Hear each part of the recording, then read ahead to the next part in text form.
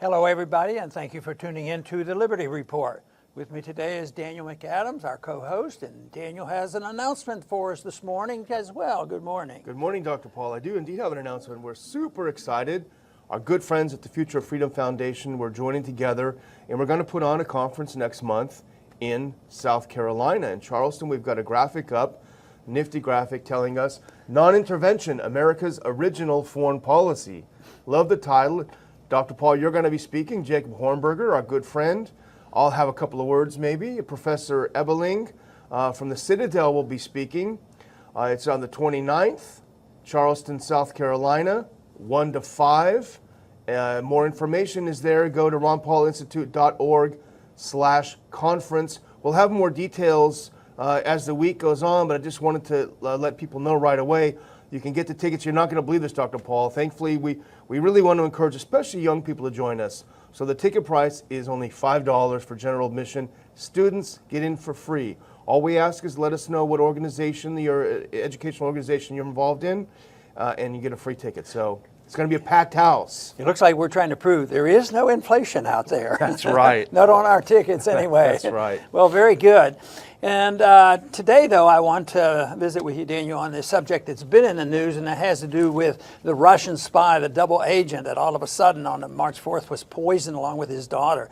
And I understand they're still living, but there's a big controversy. And as time goes on, the controversy builds and builds because it's all Putin's fault, and they have to punish him. It's really turning into a big deal. And it's a big deal to me because I think there's been more lies told than ever on one little incident. And the truth is I don't know exactly what happened, but it smells bad. It smells like a false flag. It smells like, Russia-phobia and hate Putin and this sort of thing. But who knows? It might even be mixed up in some of our politics. But evidently this person was a double agent. And he was back in England, even though he was Russian. He was in England. And I just cannot conceive of Putin, right before his election, and for him to go and have these people poisoned, and with the soccer match coming up, it's just looking for trouble. It makes no sense, but there's a lot of agitation out there, a lot of accusations, a lot of threats and intimidation, a lot of people who are experts. And we may not know the answers, but we know it's practically impossible for these so-called experts that have pinned it on Putin and the Russians can't possibly know that. Well, the whole way they went about it is so absurd. I mean, maybe he did do it. We don't know. We don't have the answers. We don't have any special information. But what we do know is that he was a double agent. He was working for the Russian intelligence, but while he was recruited by MI6 to spy on the Russians and give the info back to the UK. He was convicted in Russia and sentenced to a long prison sentence. But back in 2010, he was released in a spy swap, and he was allowed to go. The Russians let him go to live in London and live out his retirement. So why all of a sudden would they decide, we got to kill this guy? He's somehow gotten away. It doesn't make any sense, but it was a great, as you point out, a great political ploy that an embattled UK Prime Minister Theresa May said to the Russians, we'll give you 24 hours to prove you didn't do it. And the Russians said, give us some evidence. No. She jumped in pretty fast and hardly diplomatic in her accusations. I mean, it was almost sounded like she was stirring up trouble. Oh boy, this is it. We're going to stir the pot. We're going to take advantage of this. Or they well knew that this was coming. But she's getting a lot of support. Oh, yeah. European Union's giving support.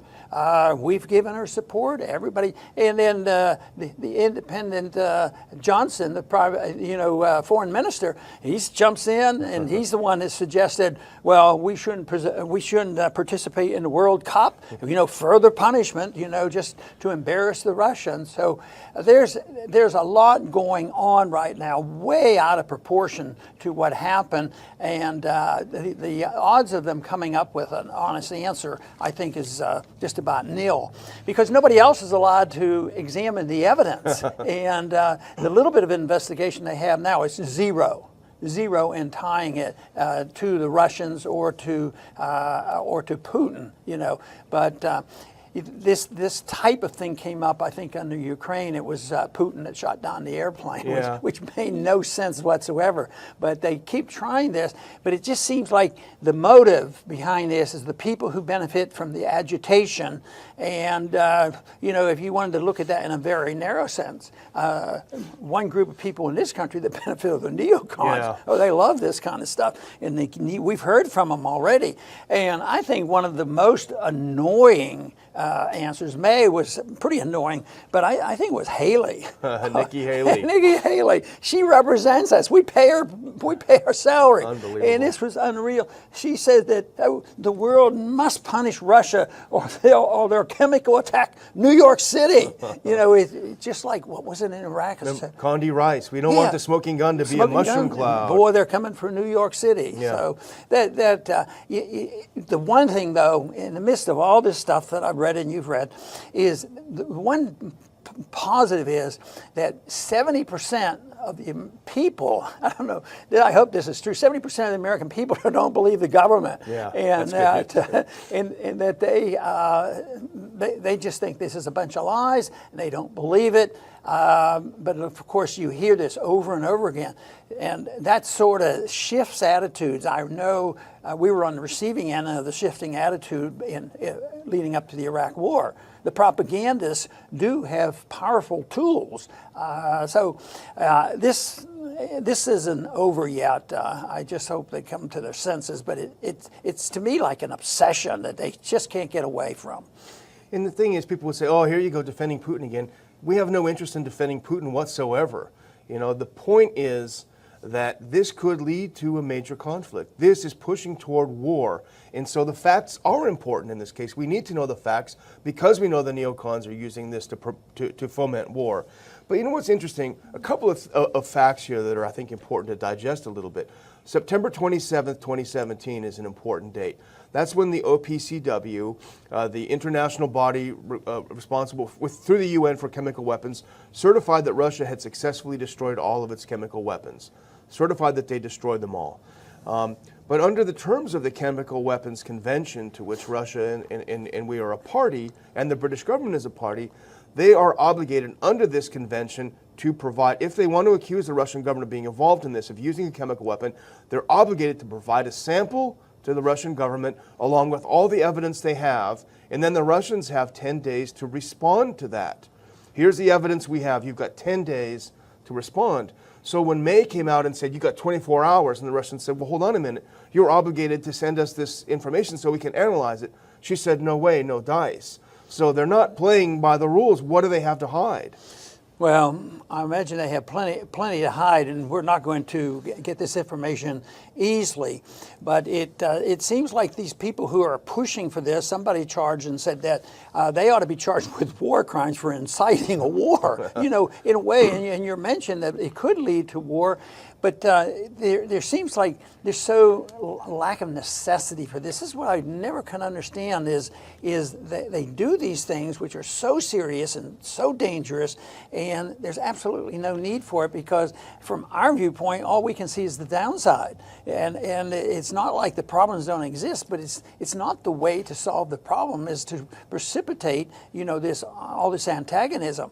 Because I think those who had been agitating for a Cold War, which seemed to, a few years ago, just pop out of nowhere. We were doing pretty well with Russia, trading and doing business deals, and all of a sudden we're arch enemies, and it's incessant.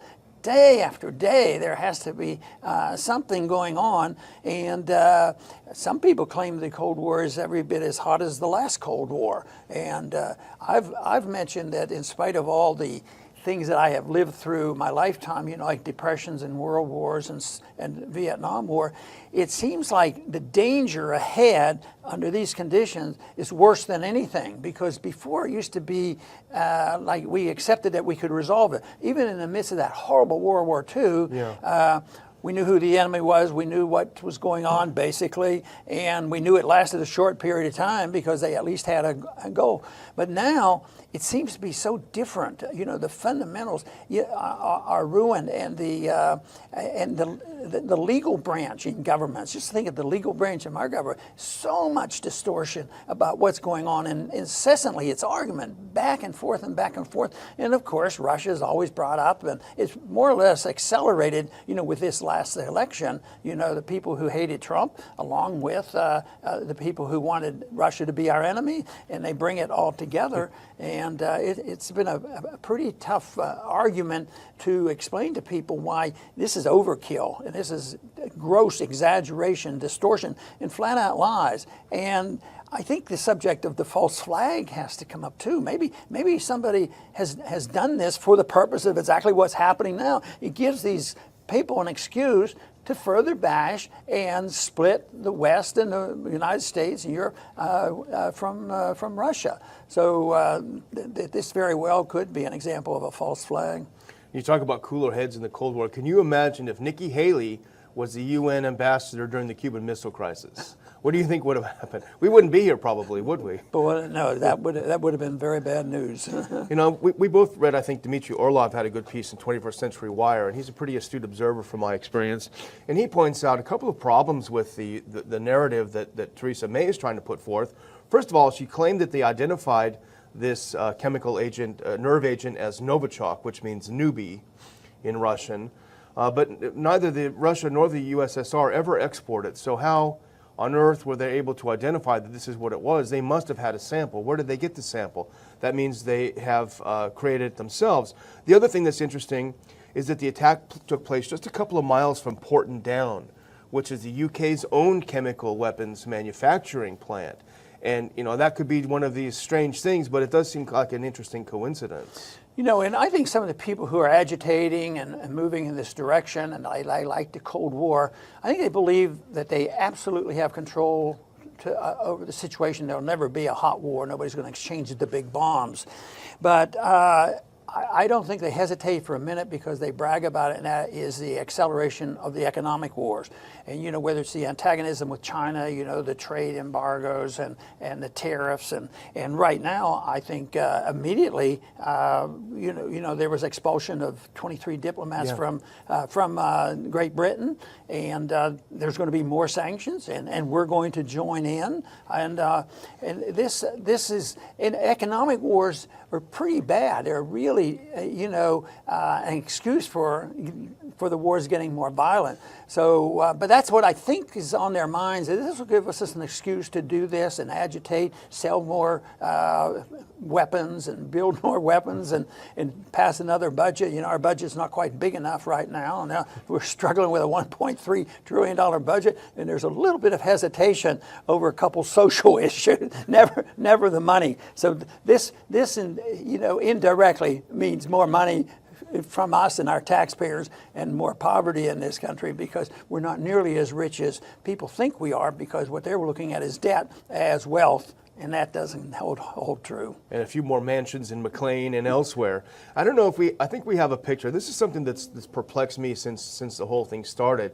This apparently this gas is so lethal, it kills everyone within any distance of it. And here you have three different types of people investigating. On the right, you see in the full body suits, and then next to them only respirators, and next to them looks like first responders with no protection at all. It just makes you wonder about, that's one of the pictures that makes me scratch my head. But the other thing that's interesting, we talked about a little bit before the show, and this is the Telegraph, the UK Telegraph, major newspaper, not the National Enquirer, although they'll probably get things more right than the mainstream anyway. But they allege that Sergei Skripal, the fellow who was poisoned, was close. He became close to Christopher Steele when he moved to the UK. We know that name, don't we? He's the guy who did the dossier, moved close to Christopher Steele, working together with him. The Telegraph alleges that Skripal helped Steele write the dossier. I'm not an investigator. I'm not Poirot. But if I looked at this, I would sort of go in that direction to wonder if there's something fishy in this. Well, you know, that sort of can make sense in that, you know, it's using Russia as the scapegoat, and they've been doing this to try to bash Trump. And here it is, close to the political system here. It's just part of it. And it has nothing to do with reality and truth and investigation and really trying to stop a problem from developing. It's there to precipitate it. But once again, it's back to domestic politics for us. I cannot believe it. But like I said, the good news is there's a lot of American people coming on our side who are saying that they believe that, I think I saw the number, 70% of the people in this country believe that our country is not run by our government, but it's run by a deep state. And that's a healthy move, because I think that means that maybe the proper blame will be put on the people who are really responsible, and they're not going to blame some silly things, like free markets for depressions and economic calamities. They might be able to sort it out and say where the real culprits are at the Federal Reserve and the big spenders and the people who pump up these budgets, military-industrial complex, a few other things like that. Yeah, exactly. And I love what you said. They're coming over to our side. They are coming over to our side. And I hope many of our viewers will literally come over to our side. Come to South Carolina next month and visit with us. We'll talk about this and many other topics, our foreign policy. Things are very, very dangerous, I think, right now. So ronpaulinstitute.org/conference will get you all the details.